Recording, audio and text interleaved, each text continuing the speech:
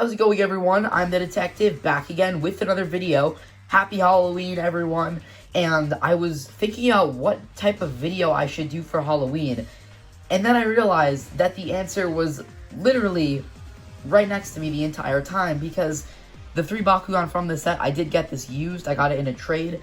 They were just sitting on my nightstand right next to my bed, and I was just sitting in my bed thinking, what video should I do for Halloween? And then I saw this, and I'm like, you know what? This makes total sense. So obviously here we have the Diamond Webam pack, and you guys have most likely seen it. You probably know what's in it, but I haven't reviewed it, and this pack has some really amazing Bakugan. So let's just get straight into the set, starting off with the star of the show, Diamond Webam. So here he is, and this is the 3rd time that I've taken a look at Webam on my channel.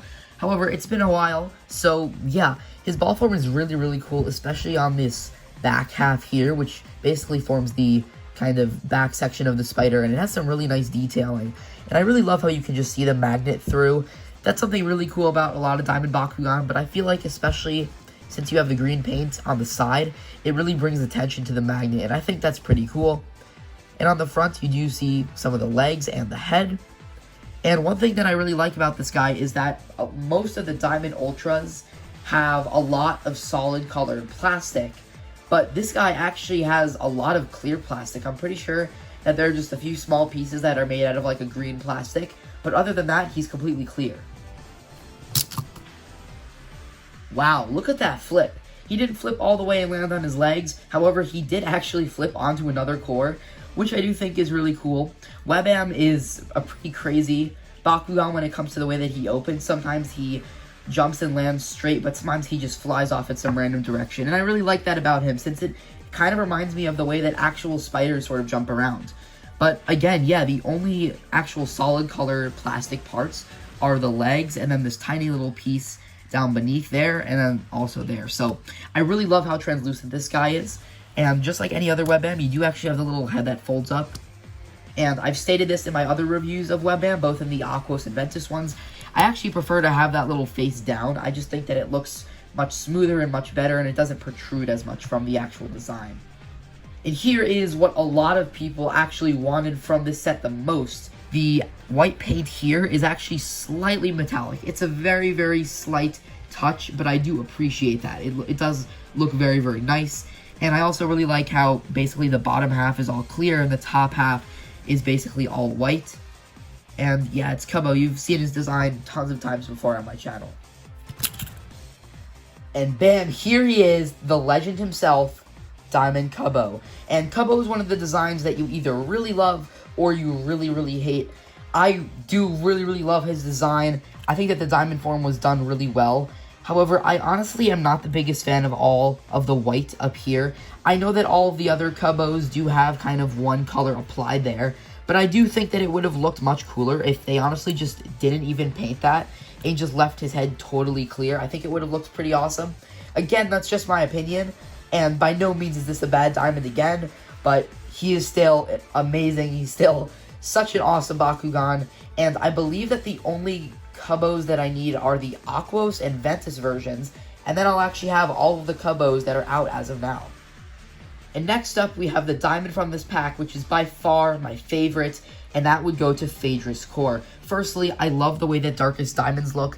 You have that really nice kind of shiny, almost marble black kind of gunmetal paint over there, and the shiny green, and just the contrast to that with the clear plastic looks absolutely beautiful. And I've reviewed Phaedrus a couple times in other factions before, and you guys probably know I'm a huge fan of her ball form. My goodness, this Bakugan looks absolutely amazing. The ratio of the painted parts to the clear parts, very great. The distribution is great. There's always big splotches of clear and then some splotches of paint, and I think that it just looks amazing. And again, Phaedrus core is probably within my top 5, probably even within my top 3 Bakugan core designs. So to see it in diamond form is amazing. Again, the shiny black and the shiny green is great, and also the addition of purple on the head and kind of on the midsection and on the tail is even cooler. And I know that some people aren't big fans of this design, but Phaedrus core is by far one of my favorite core designs. I just can't say it enough, and I think that this diamond version of her is absolutely beautiful, and it totally completes the look. Alright, so Webam Ultra, been a while since the last time I took a look at the standard Ventus one. So he has a magic shield and a fist, 404. You may reroll this once per turn if you miss a roll with it. Classic effect. For sure, one of the best Ventus Bakugan just for mono Ventus, and even for other decks. I see a lot of people using him. He's just pretty well rounded.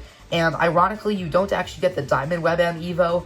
It's not just me. A lot of people have this issue. I actually don't think that anyone has gotten one of these that has the Diamond Webam Ultra, but you do get Web Snare, so 0 cost, stop a Bakugan holding Fire Fist, and even though you don't get the Diamond Webam Evo, it still features Webam on the card, which I think is really cool.